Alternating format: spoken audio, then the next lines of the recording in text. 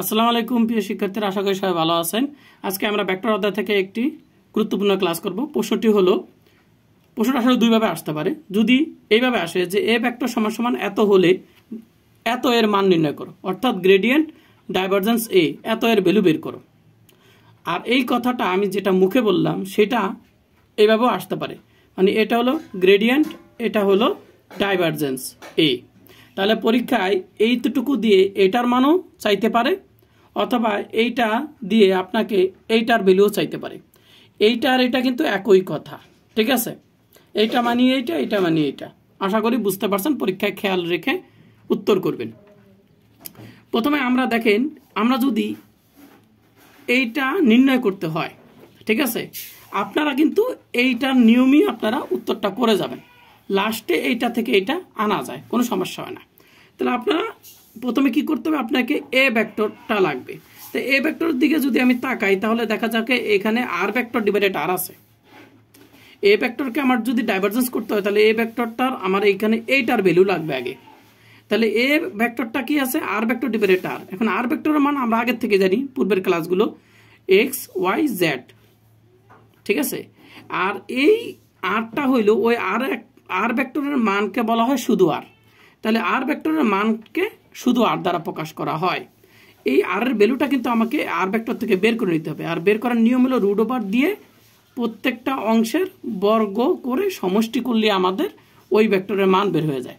এটা যে কোনো ভেক্টরের ক্ষেত্রেই প্রযোজ্য, ঠিক আছে।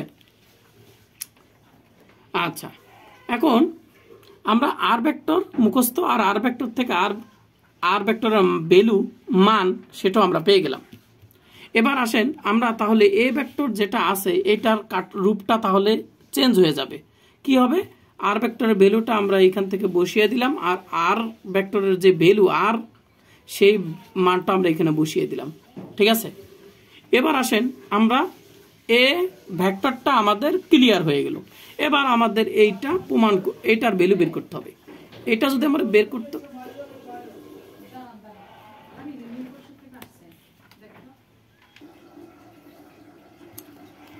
তো প্রিয় শিক্ষার্থীরা আমরা এখন কি করব, আমরা এইখান থেকে শুরু করব। যেহেতু আমাদের এইটার ভ্যালু বের করতে হবে, তাহলে এ ভেক্টরটাকে এবার কি করতে হবে, এই ভেক্টরকে আমাকে ডাইভারজেন্স করতে হবে। মানে কি, ভেক্টর অপারেটর দ্বারা ডট গুণন করা মানে ডাইভারজেন্স করা। তাহলে আমাকে প্রথমে আমি এইটা করলাম, এই ভেক্টরকে ডাইভারজেন্স করলাম। এখন ডাইভারজেন্স মানে কি, ডাইভারজেন্স মানে যে এইটা, এটা আপনারা আগের ক্লাসগুলো করেছেন, সেটা আপনারা জানেন। ভেক্টর অপারেটর ভ্যালু যে এইটা, এবং এ তো আমরা পেয়ে গেলাম, এইটা বসিয়ে দিলাম। এবার দেখেন প্রিয় শিক্ষার্থীরা, এই যে ডেল বাই ডেল এক্স, এটার একটা আই অংশ রয়েছে, আই উপাংশ রয়েছে, এটার একটা আই উপাংশ রয়েছে। কথা বুঝতে পারছেন? তাহলে এইটার সাথে এইটার একবার আই এর গুণ হবে। তাহলে ডেল বাই ডেল এক্স এর সাথে একবার গুণ হবে। এখান থেকে আমরা কোন অংশটা নিব, আই জে কে, আমরা শুধু এক্স এরটা নিব, এই যে এক্স এরটা নিছি। আর এইটা কিন্তু এই তিনজনেরই অংশ, এটা আমি নিয়ে গেলাম, এটার সাথে এটা নিয়ে গেলাম। প্লাস দিয়ে আমরা ঠিক ডেল বাই ডেল ওয়াই এর সাথে আমরা এই ওয়াইয়ের অংশটা নিয়ে গেলাম, আর নিচের অংশটা নিয়ে আসলাম।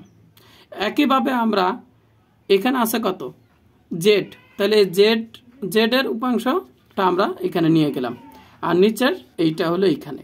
এভাবে আমরা তিনটা ডিফারেন্সিয়াল মানে তিনটা ব্যবকলন আমরা ভাগ করে নিলাম, ঠিক আছে। এখন দেখেন, এই তিনটা ব্যবকলন করতে গেলে আমাদের অনেক জায়গা লাগবে, স্পেস লাগবে। সেজন্য আমরা এই অংশটুকু নিয়ে আমরা আগে প্রথমে কাজ শুরু করব, ঠিক আছে। এই অংশটুকু নিয়ে আমরা কাজ করে আমরা এই অংশটুকুর মান বের করব। তা প্রিয় শিক্ষার্থীরা, এটা একটা সূত্রে পড়ছে ব্যবকলনের। সূত্রটা কি, d d x u divided v, u divided v. সেটা হলো কি, বি আগে বসবে ডিডিএক্স ইউ, বিয়োগ আবার ইউকে স্থির ধরে বি কে আবার ব্যবকলন করতে হবে, আর নিচে হবে কি, বি স্কোয়ার হবে, মানে নিচেরটার স্কোয়ার হবে। এটা হলো সূত্র। তাহলে এটা হলো আমাদের ইউ, আর নিচেরটা হলো আমার বি এর মতন কাজ করছে। তো দেখেন আমি তাই করছি, ইউটাকে স্থির ধরছি, বি কে ব্যবকলন করছি, মাইনাস দিছি, বিটাকে আমরা স্থির ধরছি, বিটাকে সরি আমরা প্রথমে কি করছি, ভিটাকে স্থির ধরছি, ইউটাকে ব্যবকলন করছি, ঠিক আছে।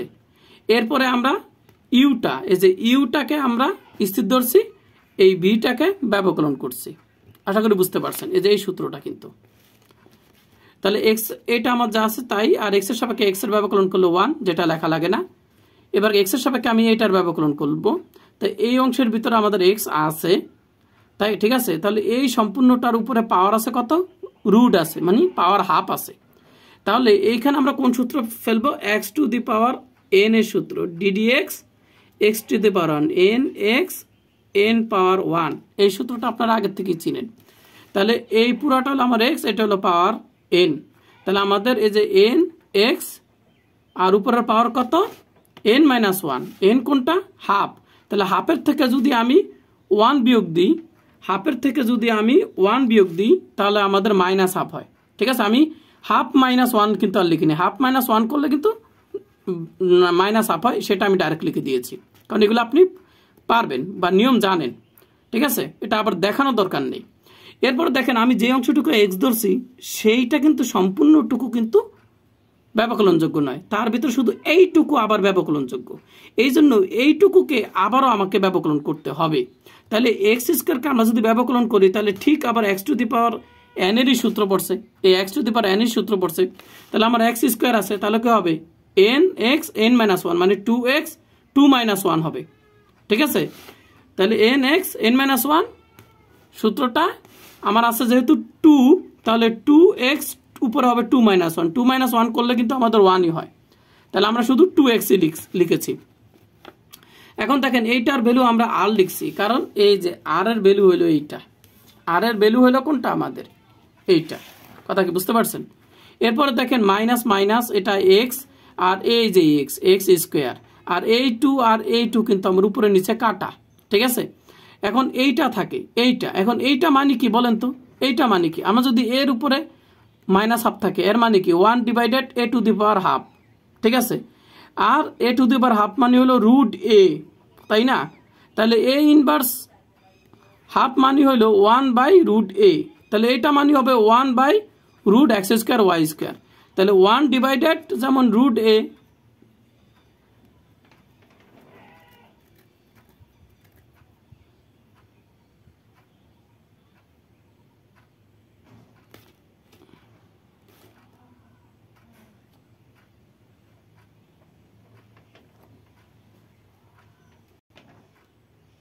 হ্যাঁ, তাহলে এখানে জিনিসটা হলো কি, তাহলে এই পুরাটা করলে আমরা কি পাবো প্রিয় শিক্ষার্থীরা, এটাকে আমি ব্যবকলন করলে কি পাবো, সরি এটাকে করলে আমি কি পাবো, 1 বাই 1 ডিভাইডেড রুট কত পাবো, x square plus y square plus z square পাবো না, পাবো? তাহলে এটার কিন্তু আমি ডাইরেক্ট ভ্যালুটা মান লিখছি, এটাকে আমরা করলে কত পাবো, 1 বাই রুট আর 1 বাই রুট কত পাবো, x square y square z square পাবো। তাহলে এই যে 1 এই যে 1, আর রুট এ মানে কোনটা, এইটুকু x square y square z square. তাহলে x square y square z square রুটের মান কত, আমাদের আর আছে, তাহলে আমি একেবারে আরটা বসিয়ে দিচ্ছি। আপনি চাইলে 1 ডিভাইডেড রুট ওভার দিয়ে x square y square z square এটা লিখে পরের লাইনে গিয়ে ওইটার পরিবর্তে আর লিখতে পারেন, এটা আপনার সুবিধা অনুসারে। এরপর দেখেন আমরা কি করলাম, এরপর আমরা 1 ডিভাইডেড আর, এই আরটা কি ভগ্নাংশ আছে, তাই আরটা কোথায় যাবে, নিচে চলে যাবে, তাহলে আর কিউব হয়ে যায়। ঠিক আছে, আর এখানে থাকে কত, আর মাইনাস এক্স স্কোয়ার, আর মাইনাস এক্স স্কোয়ার। ঠিক আছে, তাহলে এটা আমরা কার মান পেলাম, এইটার ভ্যালু পেলাম, এইটার ভ্যালু পেলাম এইটা। কথা কি বুঝতে পারছেন? তাহলে এইটার ভ্যালু যদি এইটা পাই, ঠিক আমরা এইটাকে করলে আমরা কি পাবো ভাই, এটা করলে আমরা নিশ্চয়ই উত্তরটা পাবো আর মাইনাস ওয়াই স্কোয়ার পাবো, নিচে আর কিউব থাকবে। আর এইটাকে যদি আমি করি, এই কাজগুলা করি, তাহলে আমি কি পাবো, আর মাইনাস জেড স্কোয়ার আর কিউব পাবো। তাহলে এইভাবে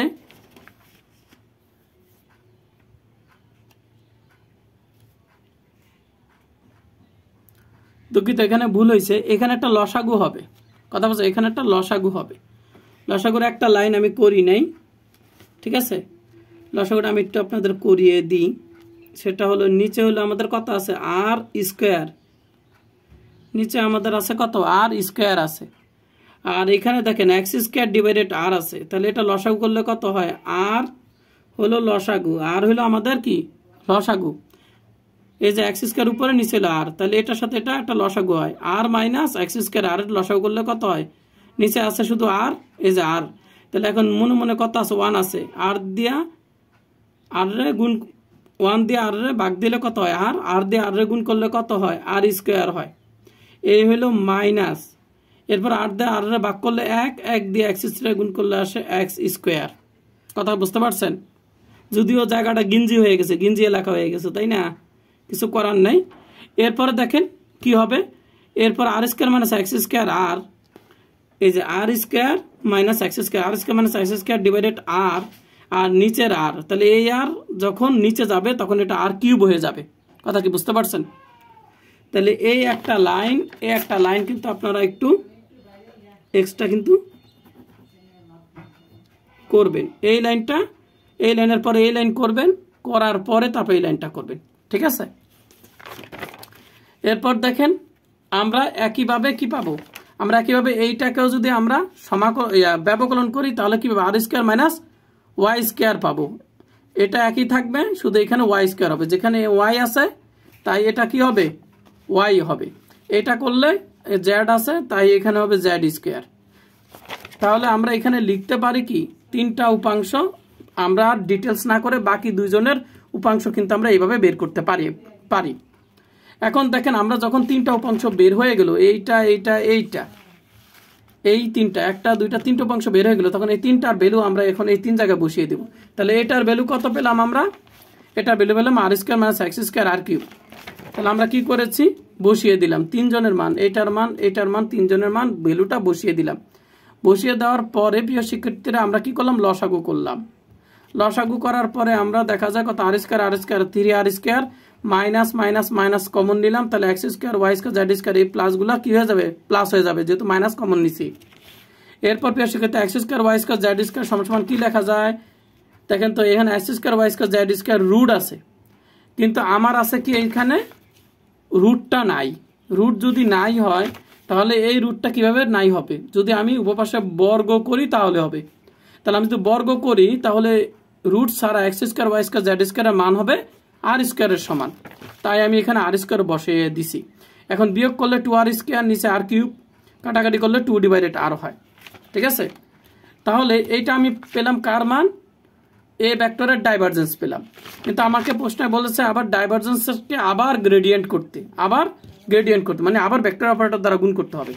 তাই আমাকে এই ডাইভারজেন্স এর কে আবার গ্রেডিয়েন্ট করতে হবে, অর্থাৎ ভেক্টর অপারেটর দ্বারা আবার গুণ করতে হবে। তাহলে এইটা হলো আমার এইটা, আর এইটার ভ্যালুটা আমি এখান থেকে বসিয়ে দিলাম। এখন এইটা আসলে কি, ব্যবকলন, ভেক্টর অপারেটর হলো কি ব্যবকলন। তাহলে 2টা হলো ধ্রুবক, তাই ধ্রুবকটা আগে নিয়ে আসলাম, ভেক্টর অপারেটর দ্বারা 1/r কে ব্যবকলন হবে।